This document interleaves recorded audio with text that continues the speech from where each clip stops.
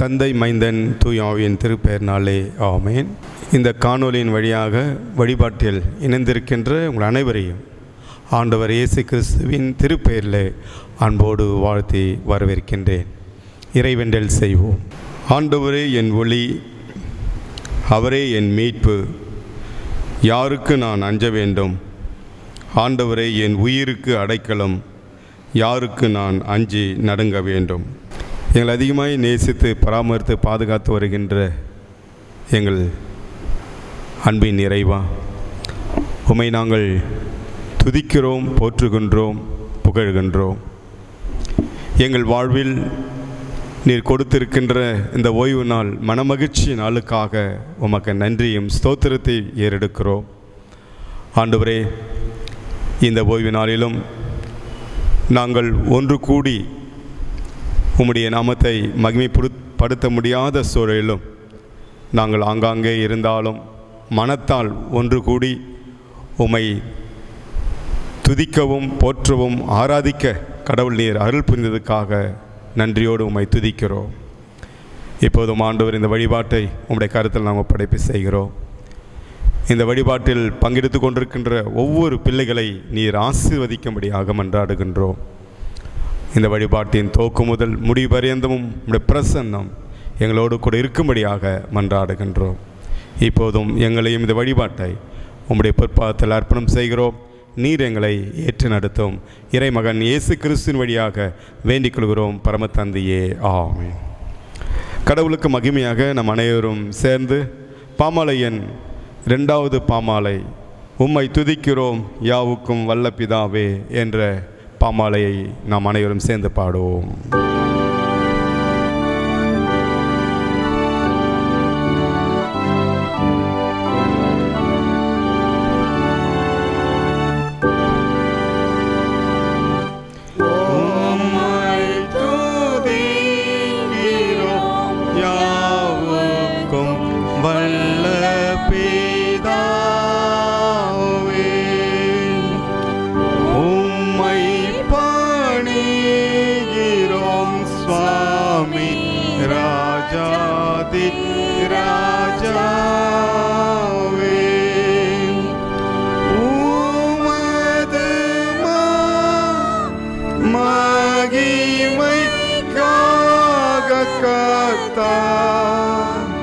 ஸ்தோத்திரம் சொல்லுகிறோமே.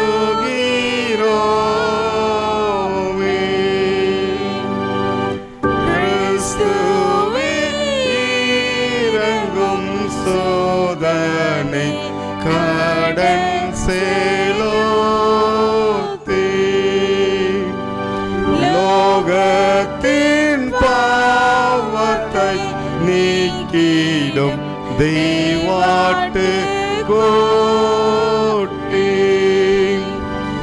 எங்கள் மனம் கேளும் பிதாவினது ஆசன தோழ இறங்கும்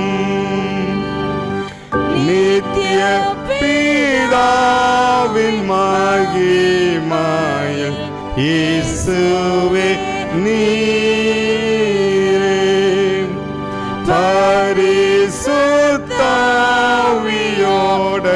பரிசுத்தாவியோடகமாய் ஆளுகிறீரே.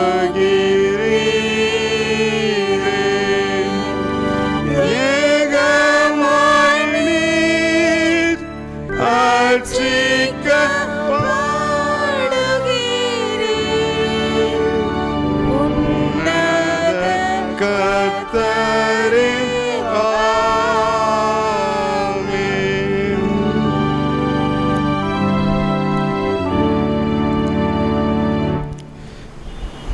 இறைவேண்டல் செய்வோம்.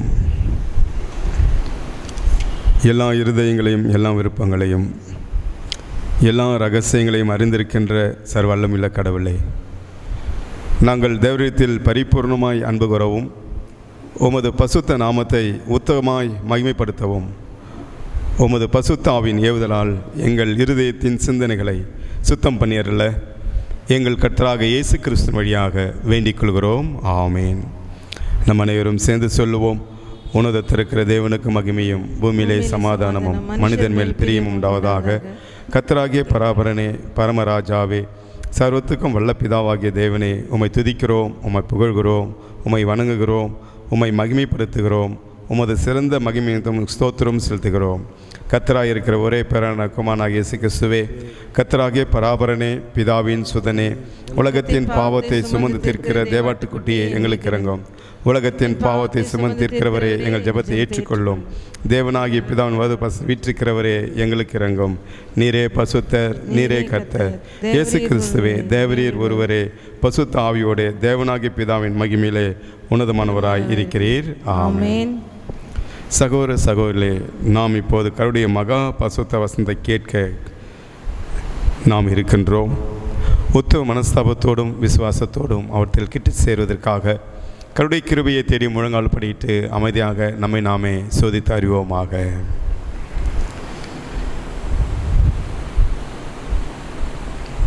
உங்கள் பாவங்கள் நிமித்தம் முழு இருதயத்தோடு உண்மையாய் மனஸ்தாபப்பட்டு பிறரிடத்தில் அன்பும் சிநேகமாயிருந்து இனி கர்த்தருடைய கற்பனைகளை கைக்கொண்டு புதிதாக்கப்பட்டவர்களாய் அவருடைய பசுத்த மார்க்கத்தில் நடப்போம் என்று தீர்மானித்திருக்கிற நீங்கள் நமது ஆண்டவர் இயேசு கிறிஸ்துவின் மூலமாய் சர்வ வல்லமையுள்ள கர்த்தரோடு உருவாக்கும்படி மறுபடியும் உங்கள் பாவங்களை மனத்தாழ்மையாய் அறிக்கை செய்யுங்கள்.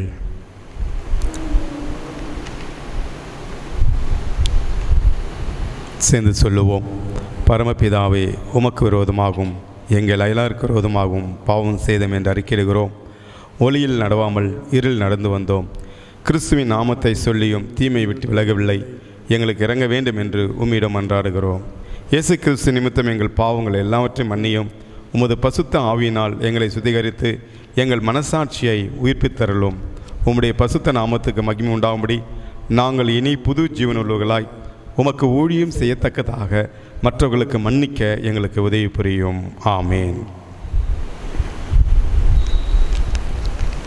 இயேசு கிறிஸ்துவின் மூலமாய் தமிழத்தில் உண்மையாய் மனந்திரும்புரை அவருக்கும் அருளப்படுகின்ற கிருபை நிறைந்த அருள்வாக்கை கேளுங்கள். தேவன் தம்முடைய ஒரே பேரான குமாரனை விசுவாசிக்கிறவன் எவனோ அவன் கெட்டு போகாமல் நித்திய ஜீவனை அடையும்படிக்கு அவரை தந்தரிலே இவ்வளவாய் உலகத்தில் அன்பு கொண்டார்.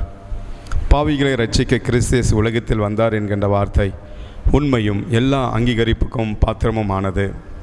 ஒருவன் பாவம் செய்வானால் நீதிபராக இருக்கிற இயேசு கிறிஸ்து நமக்காக பிதாவினிடத்தில் பரிந்து பேசுகிறார் இருக்கிறார். நம்முடைய பாவங்களை நிவர்த்தி செய்கிற கிருபாதார பலி அவரே.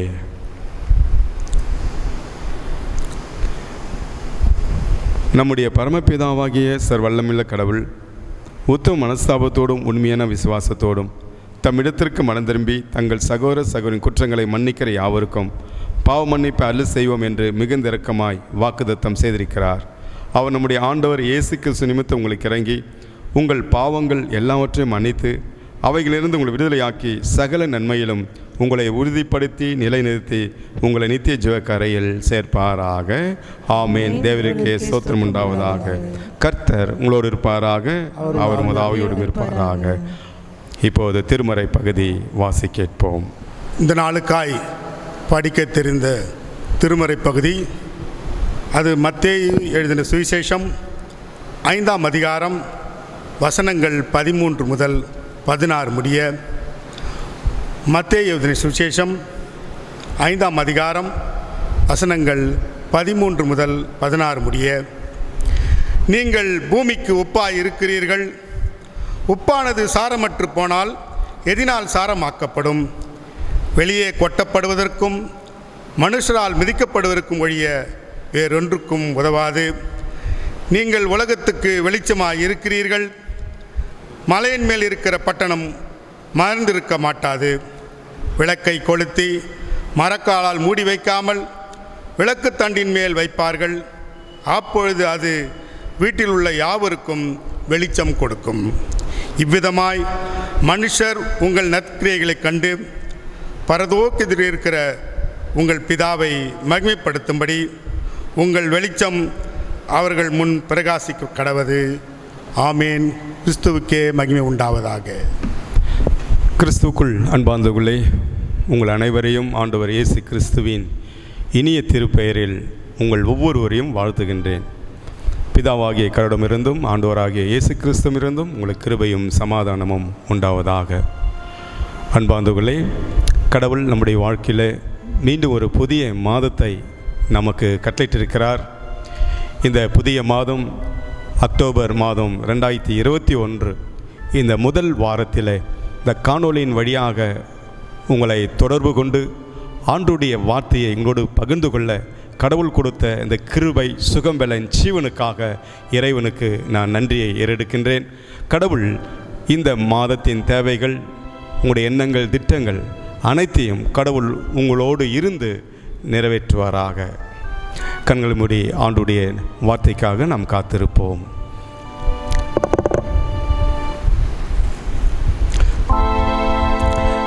ஆண்டவர் இயேசுவின் அருட்பணியை அனைவரும் ஏற்றிடுவோம். அடித்தள மக்கள் விடுதலை பெற்றிட வாழ்வினை பகிர்ந்தளிப்போம். நாம் வாழ்வினை பகிர்ந்தளிப்போம். ஆண்டவர் இயேசுவின் அருட்பணியை அனைவரும் ஏற்றிடுவோம். அடித்தள மக்கள் விடுதலை பெற்றிட வாழ்வினை பகிர்ந்தளிப்போம். நாம் வாழ்வினை பகிர்ந்தளிப்போம். உடலின் நோய்களை தடுத்திடுவோம். மடமை பேய்களை ஓட்டிடுவோம். உடலின் நோய்களை தடுத்திடுவோம். மடமை பேய்களை ஓட்டிடுவோம். அகநலன் அளவினை பெருக்கிடுவோம். அகநலன் அளவினை பெருக்கிடுவோம். சுகம் நலம் வளர்ந்திட பயிற்றுவிப்போம். நாம் சுகம் நலம் வளர்த்திட பயிற்றுவிப்போம். ஆண்டவர் இயேசுவின் அருட்பணியை அனைவரும் ஏற்றிடுவோம். அடித்தள மக்கள் விடுதலை பெற்றிட வாழ்வினை பகிர்ந்தளிப்போம். நாம் வாழ்வினை பகிர்ந்தளிப்போம். சிறைகளில் பலவிதம் அறிந்திடுவோம். சிக்கி தவிப்போர் விலம் கொடிப்போம். சிறைகளில் பலவிதம் அருந்திடுவோம். சிக்கி தவிப்போர் விலம் கொடி பிடிப்போம். இறைவனின் துணையால் பலன் கொடுப்போம். இறைவனின் துணையால் பலன் கொடுப்போம். பக்கத்தில் நின்று கரம் கொடுப்போம். நாம் பக்கத்தில் நின்று கரம் கொடுப்போம். ஆண்டவர் இயேசுவின் அருட்பணியை அனைவரும் ஏற்றிடுவோம். அடித்தள மக்கள் விடுதலை பெற்றிட வாழ்வினை பகிர்ந்தளிப்போம். நாம் வாழ்வினை பகிர்ந்தளிப்போம். என் கண்மலை மீட்புமாய் கர்த்தாவே, என் வாயின் வார்த்தைகளும் உம்முடைய சமூகத்தில் காத்திருக்கின்ற உம்முடைய பிள்ளைகளின் இருதயத்தின் தியானம் எப்போதும் உம்முடைய சமூகத்தில் ஏற்பதாக. ஆமென். எனக்கு மிகவும் பிரியமான ஆண்டுடைய பிள்ளைகளே, இந்த வழிபாட்டில் உங்களோடு பகிர்ந்து கொள்ள இந்த நாளில் நமக்கு கொடுக்கப்பட்டிருக்கின்ற சிறப்பான செம்பொருள் இறை மக்கள் உலகிற்கு உப்பும் ஒளியும். People of God, salt and light. இந்த செம்பரின் அடிப்படையில் இந்த நாளுக்குரிய ஆண்டுடைய செய்தியை உங்களோடு பகிர்ந்து கொள்ள விரும்புகின்றேன். இறை மக்கள் என்பவர்கள் பழைய ஏற்பாட்டில் நாம் பார்க்கின்ற போது கடவுளால் தெரிந்து கொள்ளப்பட்ட இஸ்ரேலர் என்று நாம் அறிவோம். புதிய ஏற்பாட்டில் நமது ஆண்டவர் இயேசு கிறிஸ்து மலைப்பொழியிலே இறைமக்கள் யார் என்று வெளிப்படுத்துகிறார். த சர்மன் ஆன் தி மவுண்ட். அந்த மலை பொழிவில் ஆண்டவராகிய இயேசு கிறிஸ்து இறைமக்கள் யார் என்பதை அவர் வெளிப்படுத்தியிருக்கிறார். குறிப்பாக ஒரு வார்த்தையிலே சொல்லப்போனால் பேறு பெற்றவர்கள்தான் இறைமக்கள், பாக்கியவான்கள், பேறு பெற்றவர்கள்தான் இறைமக்கள். திருத்தூதர் பேதுரு இறைமக்களை குறித்து அவர் சொல்லுகிறார். 1 பேதுரு 2ஆம் அதிகாரம் 9ஆம் வாக்கியத்திலே நாம் பார்க்கின்ற போது, ஆனால் நீங்கள் தேர்ந்தெடுக்கப்பட்ட வழிமரபினர், அரசு குருக்களின் கூட்டத்தினர், தூய மக்களினத்தார், அவரது உரிமை சொத்தான மக்கள், எனவே உங்களை இருளில் நின்று தமது வியத்தகு ஒளிக்கு அழைத்து வந்துள்ளரின் மேன்மை மிக்க செயல்களை அறிவிப்பதுதான் உங்கள் பணி என்று இங்கு பேதுரு அவர்கள் நமக்கு அழகாக எடுத்து சொல்லுகிறார். இருளில் இருந்து ஆச்சரியமான ஒளியிடத்தில் வரவழைத்தவர், வியத்தகு செயல்களை செய்த அவருடைய பணியை இந்த உலகத்திற்கு எடுத்து உரைப்பதுதான் இறைமக்கள் பணி என்று அழகாக இந்த பகுதியில், இந்த வாக்கியத்தில் தெளிவாக சொல்லுகிறார். இயேசு கிறிஸ்துவின் காலத்தில் இறைப்பணி என்பது ஒரு கூட்டத்தினராகிய பரிசேயர், வேதபாரர்கள் மட்டுமே செய்து வந்தனர். இறைப்பணி என்று சொன்னால் அவர்கள்தான் செய்ய வேண்டும் என்ற ஒரு நிலை இயேசு கிறிஸ்துவின் காலகட்டத்தில் இருந்தது. அவர்கள் மட்டுமே தகுதியுள்ளவர்கள் என எண்ணினார்கள். இந்த சூழலில்தான் இயேசு கிறிஸ்து இறைப்பணி என்பது அனைத்து இறைமக்களால் செய்யப்பட வேண்டிய பணியாக தெளிவுபடுத்துவதை நாம் பார்க்கிறோம். நாம் வாசித்த திருமறை பகுதி மத்தேயு சுவிசேஷம் 13-16 வாக்கியங்களில் நாம் பார்க்கின்ற போது, இந்த பகுதியில் இறைமக்களின் 2 முக்கியமான பண்புகள் அல்லது பணிகளை இங்கு நாம் பார்க்க அழைக்கப்படுகின்றோம். இங்கு அழகாக ஆண்டவர் இயேசு கிறிஸ்து இறை மக்களுடைய பணிகளை அழுத்தம் திருத்தமாக இந்த மலைப்பொழிவிலே வெளிப்படுத்துவதை, போதிப்பதை நாம் பார்க்கிறோம். 1, நீங்கள் மண்ணுலகிற்கு உப்பாய் இருக்கிறீர்கள். 2வது, நீங்கள் உலகிற்கு ஒளியாய் இருக்கிறீர்கள். அன்பார்ந்தவர்களே, ஆண்டுடைய பிள்ளைகளுக்கு, கிறிஸ்துவை பின்பற்றுகின்றவர்களுக்கு ஆண்டவர் கொடுத்திருக்கின்ற இந்த சிறப்பான பணிகள். ஆண்டவராகிய இயேசு கிறிஸ்து இறை மக்களின் தன்மைகளை உப்பு மற்றும் ஒளியின் தன்மைகளோடு இங்கு ஒப்பிட்டு கூறுகிறார். ஒரு முக்கியமான உண்மை என்னவென்றால், உப்பு மண்ணுலகத்திற்கு சார்ந்தது, இந்த பூமிக்குரிய தன்மையை சார்ந்தது. ஆனால் ஒளி விண்ணகத்திற்கு சார்ந்தது. ஆனால் இறைமக்கள் என்பவர்கள் மண்ணுலகிற்கும் விண்ணுலகத்திற்கும் சொந்தக்காரர்களாக நாம் அழைக்கப்பட்டிருக்கிறோம். கிறிஸ்துவின் அடியவர்கள், இறைவனுடைய மக்கள் இந்த மண்ணுலகத்திற்கும் விண்ணுலகத்திற்கு சொந்தக்காரராக நாம் இருக்கிறோம். முதலாவதாக, நீங்கள் மண்ணு உலகிற்கு உப்பாய் இருக்கிறீர்கள். You are salt of the world. உப்புக்கு இருக்கின்ற 2 முக்கியமான தன்மைகள். 1, தன்னலம் துறந்து பிறர் நலம் காப்பது. தன்னலம் துறந்து பிறர் நலம் காப்பது. உணவுப் பொருட்கள் கெட்டுப்போகாமல் பாதுகாக்கப்பட வேண்டும் என்று சொன்னால் அதற்கு உப்பை பயன்படுத்துவார்கள். உப்பு இல்லாத உணவு குறுகிய காலத்திலேயே அது பழுதாய் போய்விடும், அது கெட்டு போய்விடும். நாமும் தன்னலமாகிய இன்றைக்கு இருக்கின்ற இனம், மொழி, கல்வி, பதவி, புகழ், ஆண் பெண் என்ற வேறுபாடு, ஏழை பணக்காரன் என்றவைகளை துறந்து இன்றைக்கு இருக்கின்ற பல்சமய சூழல்கள், இன்றைக்கு இருக்கின்ற உலகம், இன்றைக்கு இருக்கின்ற சமுதாயம் பலவிதமான நிலைகளில் பிரிவினைகளோடு காணப்படுகின்ற இந்த உலகத்திலே பொது நலம் காண்பது தான் முக்கியமே.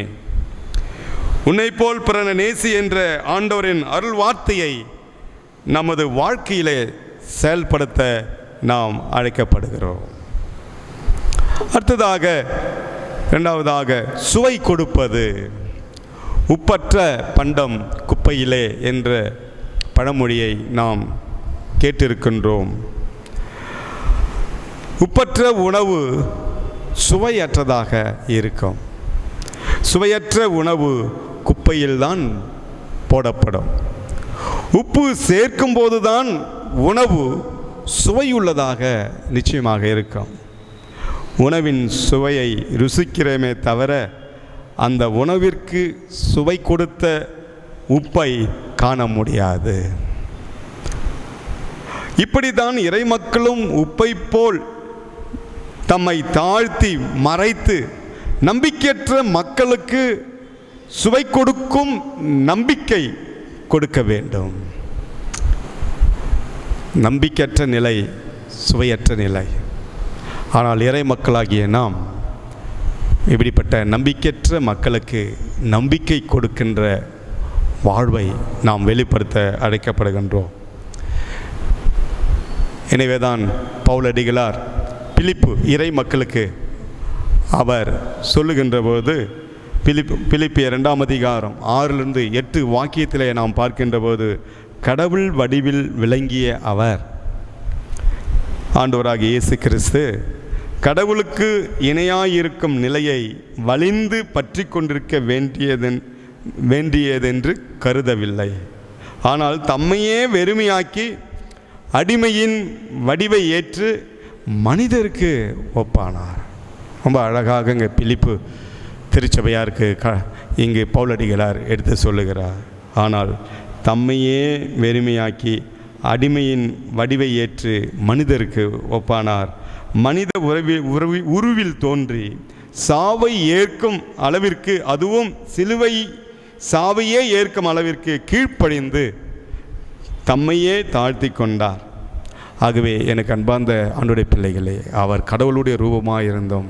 கடவுளுக்கு இணையான அவரை கொள்ளையாடுகின்ற பொருளாக எண்ணாமல் தன்னைத்தானே தாழ்த்தி அடிமையின் ரூபம் எடுத்து, அதுவும் சிலுவையின் பரியந்தமும் தன்னை தாழ்த்தினார் என்று அழகாக சொல்லுகிறார்.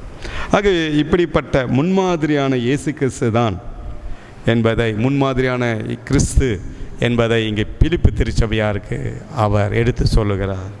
இப்படியாக உப்பு தன்னுடைய தன்மையை இழந்து பிறருக்கு பயன்படுகிறதோ அப்படியே இங்கு இயேசு கிறிஸ்துவில் அப்படிப்பட்ட வாழ்வை வெளிப்படுத்த ஆண்டவர் விரும்புகிறார்.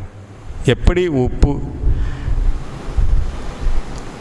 சுவையற்ற உணவை சுவை கொடுப்பது போல, நாமும் இந்த பூமியிலே உப்பை போல பிறருக்கு சுவை நிறைந்த மக்களாக, கிறிஸ்துவை வெளிப்படுத்துகின்ற மக்களாக வாழ வேண்டும் என்று ஆண்டவர் விரும்புகிறார்.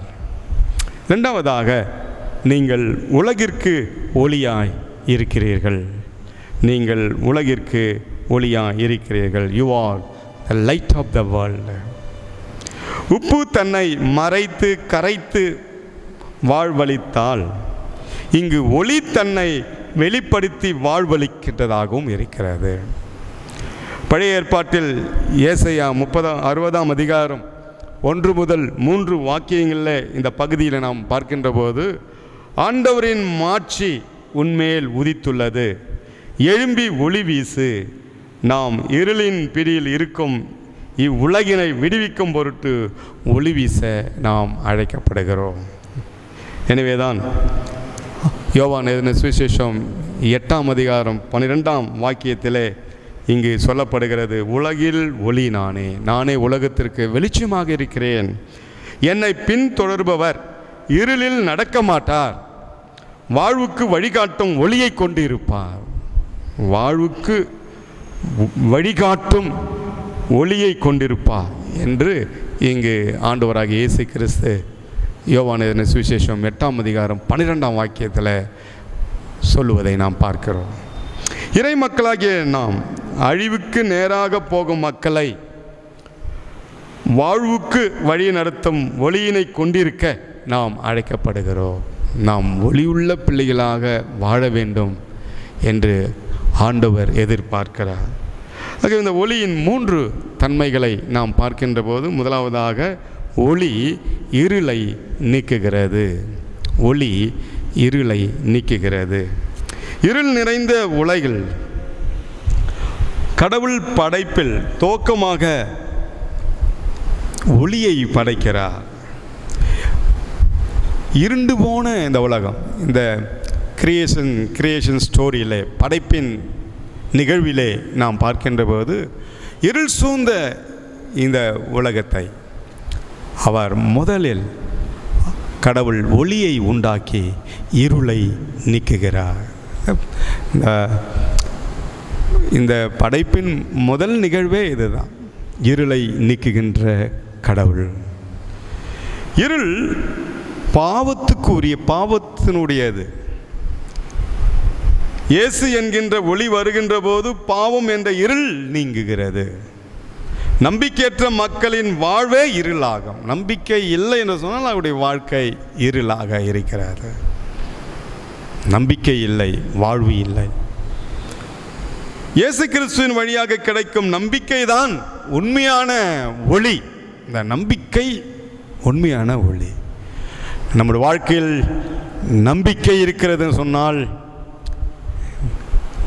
நாம் ஒளியாக இருக்கிறோம், உண்மையான ஒளியாக இருக்கிறோம். எனவே தான் ஏசாயா தீர்க்கன் 9ஆம் அதிகாரம் 2ஆம் வாக்கியத்தில் நாம் பார்க்கின்ற போது, காரிருளில் நடந்து வந்த மக்கள் பேரொளியை கண்டார்கள். சாவின் நிழல் சூழ்ந்துள்ள நாட்டில் குடியிருப்போர் மேல் சுடர் ஒளி உதித்தது என்று தீர்க்கன் சொல்லுகிறார். அந்த காலகட்டம், அந்த வரலாற்று பின்னணியத்தை பார்க்கின்ற போது மிகவும் மோசமான நிலை, நம்பிக்கையற்ற நிலை, வாழ்வு இல்லாத நிலை. எங்கு பார்த்தாலும் போர்களும் குழப்பங்களும் அரசியல் சூழல் இருந்த காலத்திலே தீர்க்கன் சொல்லுகிறார், காரில் நடந்து வந்த மக்கள் பேரொளியை கண்டார்கள். சாவின் நிழல் சூழ்ந்துள்ள நாட்டில் குடியிருப்போர் மேல் சுடர் ஒளி உதித்தது. அந்த இடத்தில்தான் ஆண்டவர் பிறந்தார். கிறிஸ்து அப்படிப்பட்ட மடமை நிறைந்த சூழலில், இருளில் வாழ்ந்து கொண்டிருந்த அரசியல் சூழல்கள், சமய சூழல்களிலே நம்பிக்கையற்று வாழ்விழந்த மக்கள் மத்தியிலே கிறிஸ்து என்ற ஒளி உதித்தது, பேரொளி உதித்தது. மக்களுடைய மடமை குழப்பங்களை எல்லாம் எடுத்து போட்டு ஆண்டவர் அவர்களை ஒளியின் பிள்ளைகளாக, வாழ்வின் பிள்ளைகளாக அவர்களை உருவாக்குவதை நாம் அறிகிறோம். இரண்டாவதாக, ஒளி பாதை காட்டும், நித்திய வாழ்வுக்கு வழிகாட்டும் ஒளியாக இருக்க அழைக்கப்படுகின்றோம். பாதையை காட்டுகின்ற ஒளி. கடலில் பயணம் செய்கின்ற படகு அல்லது கப்பல், எல்லை அவர்களுக்கு வழிகாட்டுவது அந்த கடற்கரையில் இருக்கின்ற கலங்கரை விளக்கு.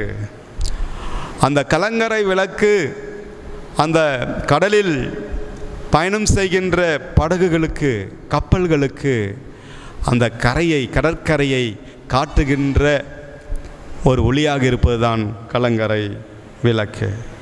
அதேபோல் இவ்வுலகில் வாழ்வின் எல்லையாகிய இயேசு கிறிஸ்துவை அறியாமல் இருளில் இருக்கும் மக்களை அவர் அண்டைக்கு வழிநடத்தும் கலங்கரை விளக்காக, நாம் ஒளியாக வாழ நாம் அழைக்கப்படுகின்றோம்.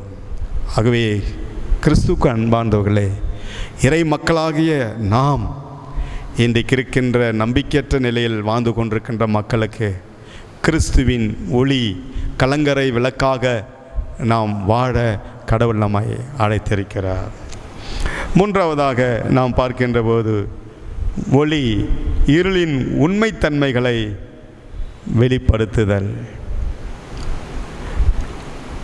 நம்மில் மறைந்திருக்கும், மறைமுகமாக நாம் செய்யும் பாவங்களை ஒளி பகிரங்கமாக்குகின்றது.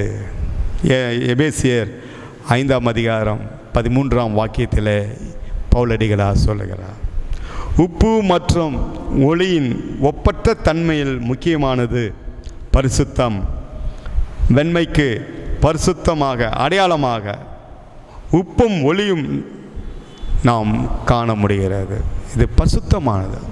உப்புனுடைய இது வெண்மை, ஒளி வெளிச்சம், இவைகள் பரிசுத்தத்திற்கு அடையாளமாக இருக்கிறது. இறை மக்களாகிய நம்மிலும் பரிசுத்தம் காணப்பட வேண்டும். மத்தேயு சுவிசேஷம் 16ஆம் வாக்கியத்திலே நமது ஒளி பரிசுத்தம் மக்களின் முன்பு ஒளி வீச வேண்டும். தூய்மையோடு வாழ நாம் அழைக்கப்படுகிறோம்.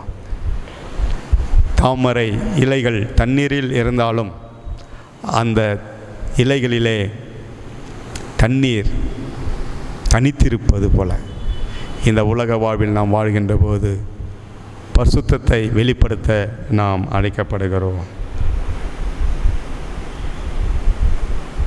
இறை மக்களாகிய நமக்குள் உப்பின் தன்மைகளை தன்னலம் துறந்து பிறர் நலம் காப்பது, சுவை கொடுப்பது, மக்களில் ஒளியின் தன்மையாகிய பரிசுத்தம் பாதைகளை காட்டுதல், உண்மையை வெளிப்படுத்துதல், இவைகளை நாம் நமக்குள் திருச்சபைக்குள் வைத்துக் கொள்வதல்ல, சமுதாயத்தில் உள்ள அனைத்து மக்களின் முன்பும் வெளிப்படுத்த வேண்டும். அதை ஒரு அருமையான ஒரு பக்தி மான், ஒரு விசுவாச பெரியவர் அவர் சொல்கிறாரு. அவர் என்ன சொல்கிறாருன்னா, the church can be crowded by Sunday Christians, but the society can be impacted one by the Monday Christians. சண்டேல பார்க்கின்ற பொழுது கிறிஸ்தவர்கள் ஆலயத்தில் நிரம்பி இருக்கிறார்கள், சண்டே கிறிஸ்டியன்ஸ். ஆனால் நம்முடைய தன்மைகளை, நம்முடைய வாழ்வை, ஒளியுள்ள வாழ்வை, உப்பை போல சுவை நிறைந்த வாழ்வை நாம் மற்ற நாட்களில் நாம் பணி செய்கின்ற இடத்திலும் நாம் வாழ்கின்ற இடத்திலும் நாம் வெளிப்படுத்த வேண்டும் என்று சொல்லுகிறார். Don't lose your saltiness and brightness. நம்முடைய வாழ்க்கையில் ஒளி தன்மையையும் சுவை தன்மையையும் விட்டுவிடக்கூடாது என்று ஒரு அருமையான ஒரு விசுவாசத்தின் பெரியவர் சொல்லுகிறார். இயேசு கிறிஸ்து உலகத்திற்கு உப்பாய் தோன்றி முற்றிலும் தன்னை தாழ்த்தி சிலுவையில் மரித்தார். 3ஆம் நாள் உயிர்த்தெழுந்து பாவ இருளை நீக்கி நமக்கு ஒளியினை கொடுத்து பிதாவை மேன்மைப்படுத்தினார். இருட்டுக்குள் அவரை அடக்கம் செய்தாலும் 3ஆம் நாள் உயிர்த்தெழுந்து அவர் ஒளியை வெளிப்படுத்தி பிதாவை மகிமைப்படுத்தினார். அவர் மக்களுக்காக போதித்தவைகளை தன் வாழ்வின் வழியாக செயல்படுத்தினார். ஆண்டவராகிய இயேசு கிறிஸ்து தன்னுடைய வாழ்வை வார்த்தைகள் மாத்திரமல்ல, அவர் தன்னுடைய வாழ்வின் வழியாகவும் அவர் வெளிப்படுத்தினதை நாம் பார்க்கிறோம். அதனை போன்று நாமும் இயேசு கிறிஸ்துவை போல இவ்வுலகில் கனப்படுத்தும் பொருட்டு, கடவுளை கனம் பண்ணும் பொருட்டு உப்பாக ஒளியாக நாம் செயல்பட நாம் அழைக்கப்படுகின்றோம். அழகான ஒரு பாடல். சாந்தி சமாதானமே சாதுக்களின் நாட்டமாம், மாந்தன்மரா சாரங்கள் மார்க்கங்களின் தேட்டமாம். சாந்தி சமாதானமே சாதுக்களின் நாட்டமாம், மாந்தர்மதா சாரங்கள் மார்க்கங்களின் தேட்டமாம். மனிதருக்கே எட்டாத உயிர் மாங்கனியாம் சாந்தியை, மனிதருக்கே எட்டாத உயிர் மாங்கனியாம் சாந்தியை மரத்திலேறி உயிர் கொடுத்து பரிசளித்தார் இயேசுவே. மரத்தில் ஏறி உயிர் கொடுத்து பரிசளித்தார் இயேசுவே. சொல்லி முடியாத ஈவுகளை போற்றிட எல்லையில்லா பல வார்த்தைகள் போதுமாம். புத்தி கெட்டாத சமாதானம் ஏற்றிட பக்தி சுவை சுட்டாத வாழ்வினால் ஆகுமாம். பக்தி சுவை சுட்டாத வாழ்வினால் ஆகுமா.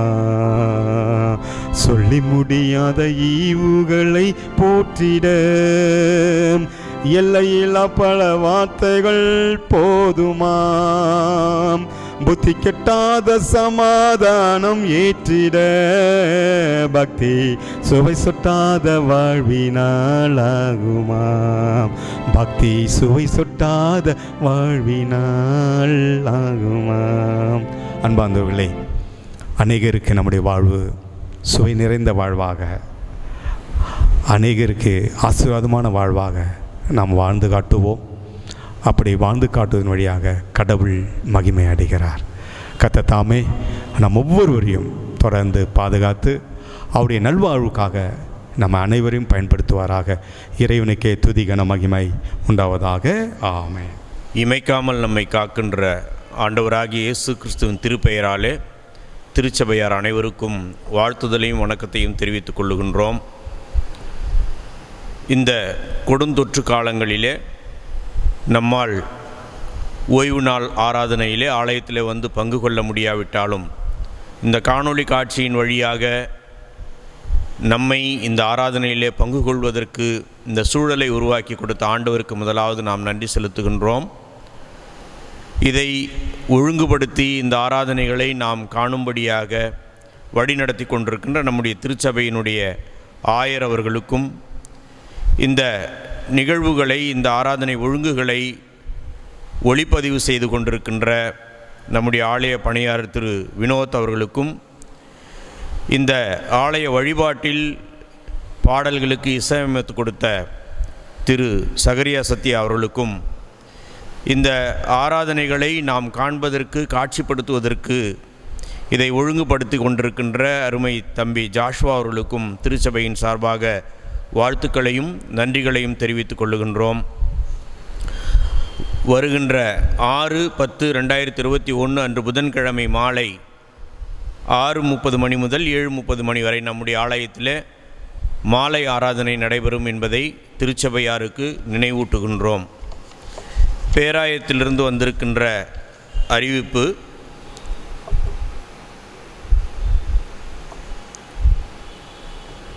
மினிஸ்ட்ரியல் கமிட்டியில் எடுக்கப்பட்ட தீர்மானத்தின்படி பேராயர் அவர்களுடைய கடிதம் நம்முடைய திருச்சபைக்கு வந்திருக்கின்றது. இதன்படி இந்த ஆயர் பணிக்கான விண்ணப்பிக்கின்றவர்கள் விண்ணப்பிப்பதற்காக இந்த அறிவிப்பு வந்துள்ளது. எனவே இதில் விருப்பமுள்ளவர்கள் ஆயரை சந்தித்து அவருடைய கடிதத்தை பெற்றுக்கொண்டு 4/10/2021 முதல் பிஷப் சாப்ளின் அவர்களிடத்திலே விண்ணப்ப படிவங்களை பெற்றுக்கொள்ளும்படி உங்களை அன்போடு கேட்டுக்கொள்ளுகின்றோம். தேவை உள்ளவர்கள் இதை குறித்து ஆயரிடம் நீங்கள் ஆலோசிக்கவும். இந்த சுற்றறிக்கையை வாட்ஸ்அப் மூலமாக நாம் அனைவருக்கும் அனுப்புகின்றோம். எனவே தேவை உள்ளவர்கள் அதை படித்து தெரிந்து கொள்ளும்படி உங்களை அன்போடு கேட்டுக்கொள்ளுகின்றோம். இந்த ஆயர் பணிக்கான விண்ணப்பத்தை விண்ணப்பிக்க விரும்புகின்றவர்கள் நம்முடைய ஆயரை சந்தித்து அவருடைய கடிதத்தை பெற்று பேராயத்திற்கு சென்று அங்கே பிஷப் சாப்ளினிடம் அதற்குண்டான விண்ணப்ப படிவங்களை பெற்றுக்கொள்ளலாம் என்பதை திருச்சபையாருக்கு அறிவுறுத்துகின்றோம். நம்முடைய திருச்சபையை சார்ந்த திரு காலேப் கருணதாஸ், திருமதி செலின் ரத்தினகுமாரி அவர்களுடைய மாமியாரும் அவருடைய தாயாருமான திருமதி சரோஜா அவர்கள் கர்த்தருக்குள் நித்திரை அடைந்தார் என்பதை நாம் அறிவோம். அவருடைய நினைவாக அவருடைய குடும்பத்தினர் நம்முடைய ஆலய உபயோகத்திற்கென்று நாம் ஏற்கனவே விடுத்த அழைப்பின் பேரில் இந்த கேமரா வாங்குவதற்கு ரூபாய் 15,000 கொடுத்துள்ளார்கள் என்பதை திருச்சபையாருக்கு தெரிவித்துக் கொள்ளுகின்றோம். அவருடைய குடும்பத்தாருக்கு திருச்சபையின் சார்பாக நன்றிகளை தெரிவித்துக் கொள்ளுகின்றோம். கடந்த 15/9/2021, 22/9/2021, 27/9/2021 ஆகிய நாட்களினுடைய காணிக்கை விவரம். பொதுவான காணிக்கை 3950, 2689, 1880. சந்தா 3100, 3150. ஏழைகள் நிதி 1325, 1325. நற்செய்தி பணிக்காக 1160, 1280. பிறந்த நாள் மற்றும் நன்றி காணிக்கை 500. ஏல விற்பனை மூலமாக 1000.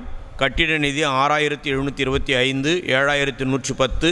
கல்லறை நிதி 6645, 1175. ஆண்கள் ஐக்கிய சங்கம் 665, 765.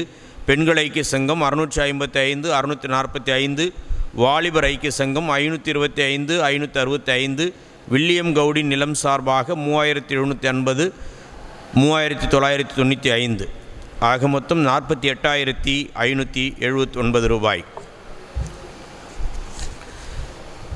இந்த வாரத்தில் தங்களுடைய பிறந்த நாட்களை சந்திக்கின்ற திருச்சபையார் 3/10/2021 திருமதி சி. விக்டோரியா ஒய்ஃப் ஆஃப் திரு டி. ஜெயசீலன், திருமதி தெரேசா செல்வமணி ஒய்ஃப் ஆஃப் திரு ஸ்டீஃபன், செல்வி V. Jessie Cecilia daughter of திரு வில்சன், செல்வி கோ தெபோரா டாக்டர் ஆஃப் திரு போ கோட்டீஸ்வரன், திரு தியாகு.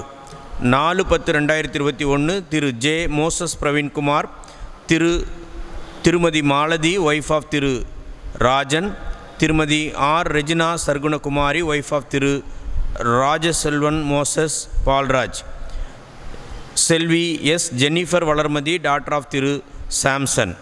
5/10/2021 திருமதி Poongodi wife of Thiru A. Gopinathan, செல்வி Jeroline Jessica P G daughter of திரு பிஜி ஜார்ஜ். 6/10/2021 செல்வன் J. Joshua Preetham son of திருமதி ஜாய் பிரமிளா. 7/10/2021 செல்வி எஸ். ஏமாவதி டாக்டர் ஆஃப் திரு பால் ஸ்ரீதர், திரு பர்னபாஸ், திருமதி பா. மேரி ஒய்ஃப் ஆஃப் திரு பர்னபாஸ், திரு சா. ஷாலோம் ரோஹித் பிரேம். 8/10/2021 செல்வன் சஞ்சித் சன் ஆஃப் திரு இளங்கோ, செல்வன் வேதமுத்து சன் ஆஃப் திரு யாக்கோபு, பேபி தெமினா ஜாசஸ் டாக்டர் ஆஃப் திரு எஸ். பிரின்ஸ்லி நித்யானந்தராஜ், திருமதி ஜே. ஹெலன் சத்யரோஸ் ஒய்ஃப் ஆஃப் திரு எட்வின் நெல்சன்.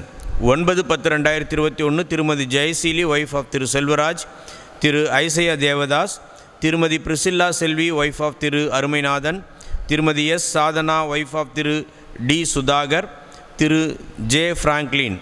இந்த வாரத்தில் தங்களுடைய பிறந்த நாள் சந்திக்கின்ற திருச்சபையார் ஒவ்வொருவரையும் திருச்சபையாராக வாழ்த்துகின்றோம்.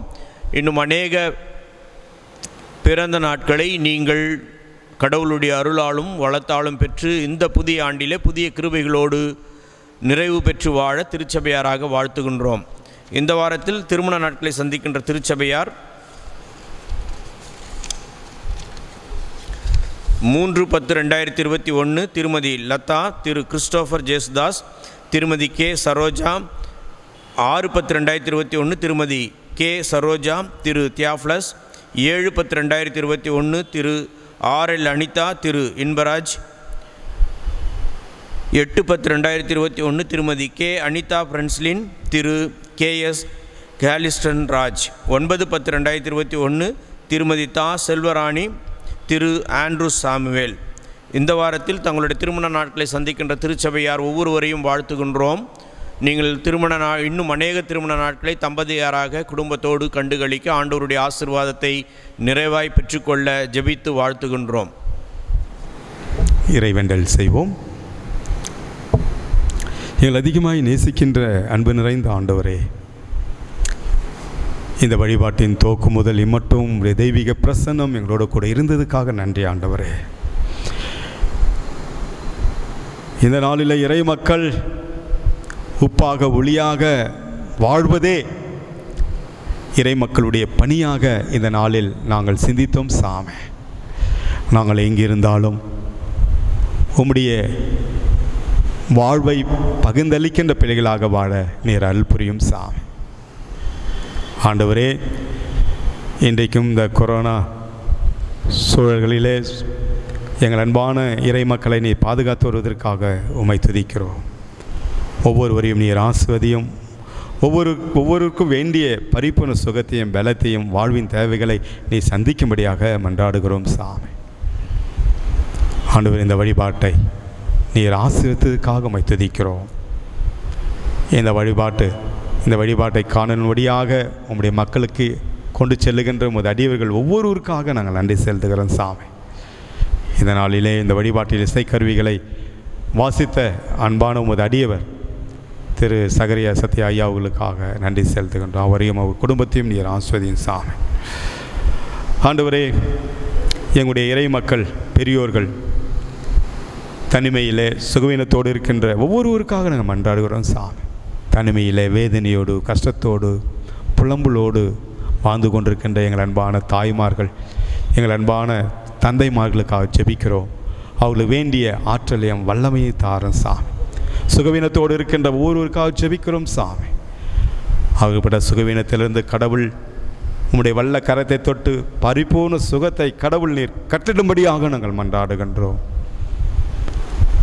இப்போதும் கூட ஆண்டவரே, எங்கள் திருச்சபையுடைய வாலிப பிள்ளைகள் குழந்தைகளுக்காக ஜெபிக்கிறோம். ஒவ்வொருவரும் நீர் ஆசீர்வதியும்.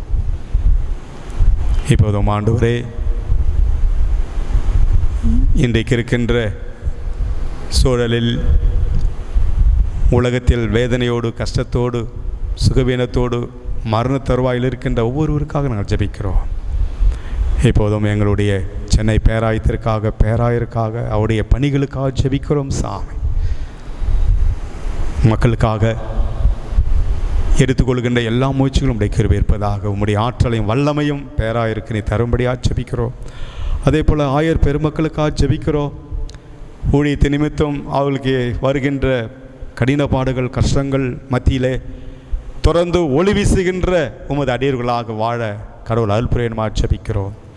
இறை மக்களுக்காக நாங்கள் ஜெபிக்கிறோம் சாமி. அழைத்த அந்த அழைப்புக்கு உண்மையுள்ளவர்களாக இருக்க, உம்மை கனப்படுத்துகின்றவர்களாக வாழ நீர் அருள் புரியணுமாக ஜெபிக்கிறோம். நோக்கத்தை விட்டு விலகி போகின்ற இறை மக்களுக்காக ஜெபிக்கிறோம் சாமி. அவர்களையும் நீர் பயன்படுத்தும் சாமி. உம்முடைய நல்வாழ்விலே அவர்களை பக்குவப்படுத்தும்படியாக நாங்கள் மன்றாடுகின்றோம். இப்போதும் ஆண்டவரே, இந்த வழிபாட்டில் இணைந்திருக்கின்ற ஒவ்வொருவரையும் நீர் ஆசீர்வதியும்.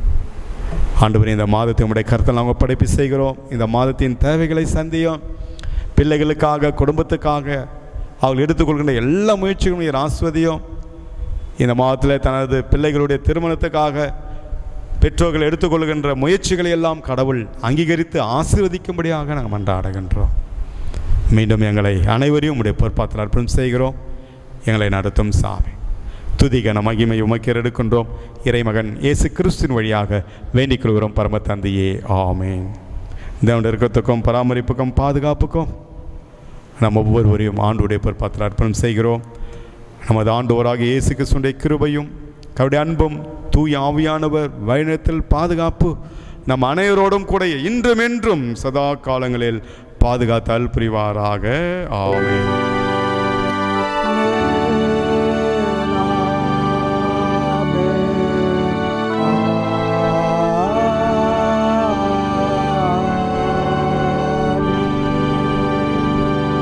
முடிவு பாடலாக நம் அனைவரும் சேர்ந்து ஒன்றாக ஆட்சி செய்கிற என்ற பாடலை நம் அனைவரும் சேர்ந்து பாடுவோம்.